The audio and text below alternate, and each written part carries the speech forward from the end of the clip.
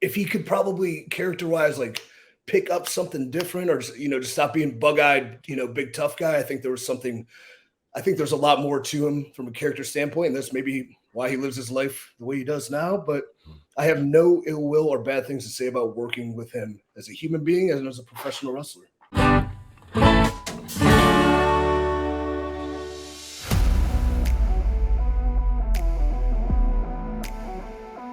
What is going on, everybody? Ladies and gentlemen, I am Dr. Chris Featherstone. I am joined by the World Heavyweight Champions. One from WCW, Vince Russo. One from TNA, Ethan Carter III, EC3. Ladies and gentlemen, this is the Wrestling Outlaws. Doesn't the Velveteen Dream call him ECP? Does he call you ECP? Bro? No, he calls me Mike. Hey, Mike. Hey, Mikey. I ain't a Mike. Look, I'm not a Mike. I'm a Michael. But I was never really a Michael unless my mom was mad at me. I had a nickname growing up, so my whole family referenced my nickname. What was it? Digger. Digger. Why? Because you picked your nose? No, because when I was young, I liked to dig holes, and I still like to dig holes. So deal with it. So my did you dig Digger. Holes? Did you dig holes with a hoe?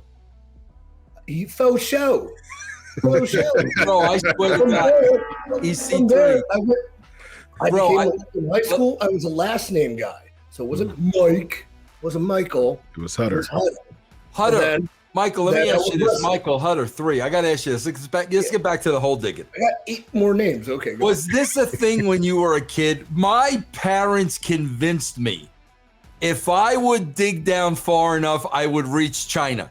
And I was always digging to hit China. Was that an East Coast Italian thing, or were you under that impression too, bro?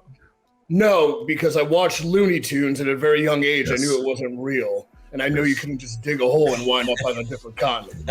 I mean, well, back in the day, I used to. Speaking of the Looney Tunes gimmick, I used to thought, while you would dig the holes and you could you can go around stuff and into like a different area. Yes. You know what I mean? That's what I was thinking. Wow, that's interesting, bro. So, I mean, what do you think got you into this digging craze? I don't know, man. I just like to move the earth, And there was actually somebody asked me to be their best man at their wedding.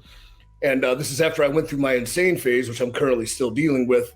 But, old EC3 or Mike, would have a wild party. We'd go to the clubs. We do this, we do that. We get the party bus, we get the babes, blah, blah. But he's like, so what would you do for my bachelor party? I'm like, honestly, I would send us all into the woods with tents and shovels and we just dig holes for 3 days and see what happens. Live off the land. And that doesn't sound fun. I'm like, it sounds like the best time ever. Wow. He's like, what? Oh, we're gonna drink. You're gonna cheat on your fiance, you loser. What? Do I need to go out to get lit? No, I'm done with that. I'm gonna go dig a hole. It's way more fun. When's the last solid good hole you dug, bro? When's the last hole you dug? Oh, it's probably been 3 months. 3?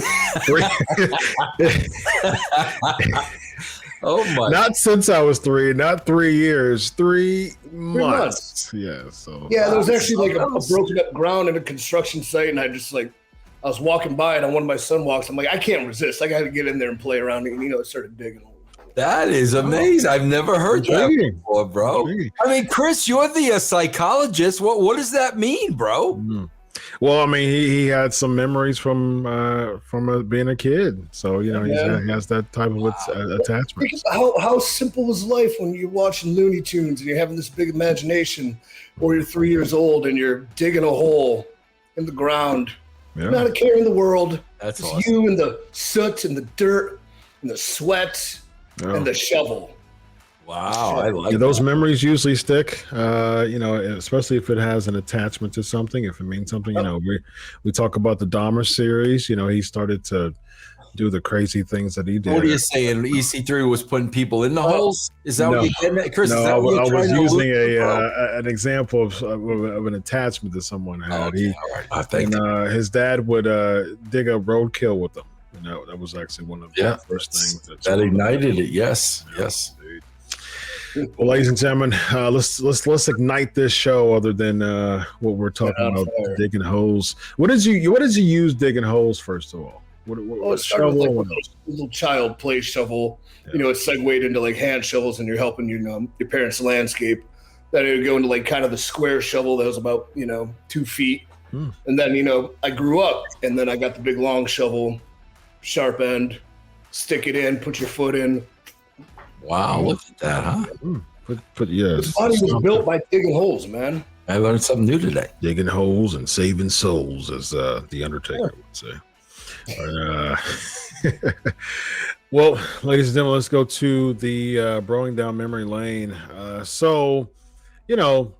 Chad Lell, Jaxson Ryker, you both worked with him when he was you did an NXT EC3, and then you did it in TNA events when he was Gunner. I've talked to Chad a bunch of times, actually. Very nice guy. But, he has some controversial tweets during the presidential season a couple of years ago. That's ruffled a lot of feathers. So we'll start with old Digger, ladies and gentlemen. How was it working with Chad Lale, a.k.a. Phil Shatter, a.k.a. Jaxson Ryker?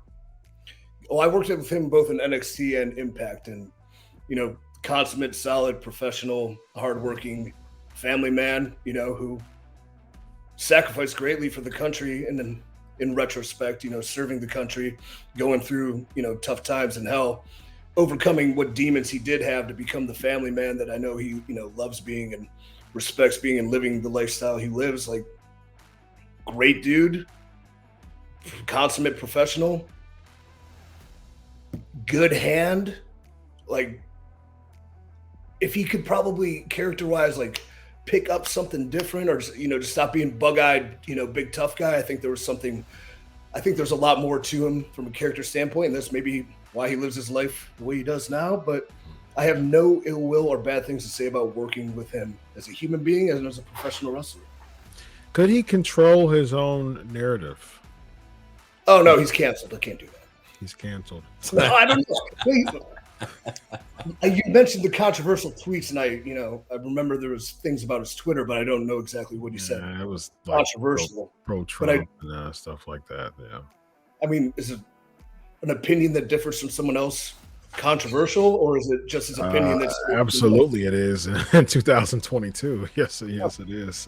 Then there were other things, like recently. I think there was an independent show that was sponsored by Pepsi, and he made some tweet about Pepsi that was probably not good for, like, the boys are getting a good payday being sponsored by a major soft drink, and then people set out to destroy him, send the tweet to Pepsi, they pull the sponsorship, and I know that affected a lot of people on a local show. I stay off Twitter. I don't know what he's saying, but hey, you'd never put a pee-pee camera in my bathroom, I'll tell you that much. So I dig that about him. Yeah, indeed. Vince, how's it working with? I loved the dude. I loved him. I was his biggest fan, bro. Bro, you know why? Because he had that military discipline. Like, everything was yes sir, no sir. Never stepped out of line. Never had an ego. Never was trouble. Like Digger said over there, bro, just the ultimate freaking professional, believable, because of his background and his look. I love the guy, bro. I loved everything about the guy, man. If I would have continued to work with him, man, we would have done a lot more with him. Yeah, what's funny, as far as EC3 said, something that was really cool. I think it was a really good point. I liked, I think the thing, what kind of pigeonholed Chad was the, militant security buff, just kind of heavy, enforcer type of deal that he did throughout, his career. It wasn't a lot of opportunities for him to really show his character. He was just like some rah, you know what I mean? And so I think that I think it would have helped him a lot if there would have been something that would have allowed him to show some character, because I think that type of gimmick just kind of transcended throughout, his career a lot. So I'd have been interested in seeing that when he was with who was he with that he left, he turned on in WWE. I forgot. He was with a heel, and he was with very nice. He's digging a hole, bro. Yeah, he did. He's thinking he went to go dig. He had the urge. He had a digger addiction, right? Oh, bro, what the hell, man? Seriously, man. He had a dig addiction. Holy wow! No wonder all the times when he would leave, we were like, "What the heck is he getting up for, man?" And now we know. Now we know, ladies and gentlemen. He's go digging in the living room. In the living room's a big pile of dirt, bro. Can you imagine, man? He's got a room like specifically like geared toward dig. Oh, I got to dig. I don't even know what you're talking about, man. Hey, bro, it's funny that you say that, though, because I think if I would have worked with him longer, we would have developed that. Because, bro, think about this for a second. There's never really been a wrestling character like a Rambo. And then, at the end of Rambo, you saw the real guy when he cut that freaking promo. Nothing is over. Yeah. I mean, I really think that could have been something if developed the correct. I would have been really interested in that. Yeah. And it was Elias that he was Elias to have you with. I forgot all about that actually until I looked it up. Bro, where'd he go, man? I don't know, man. Javelin? He's he probably has the PP, making sure that making sure that the phone's not on. I wonder if he lost his connection or something. Yeah, he might have lost his connection. Hey, that's what happened, man. Yeah, he hasn't, because he would have tweeted us already. So bro, I'll pick it up. Yeah, there he is. All right, well, Sportskeeda, hey, this is the B-roll if you want to do something with it. All right, let's move. What are you doing? Here. Hey, I don't know what's going on. It started raining and my Wi-Fi went out. We thought you went to go dig. Yes. It'd be good mud out there. Real mud. Oh, it's raining. Let me get my shovel real quick.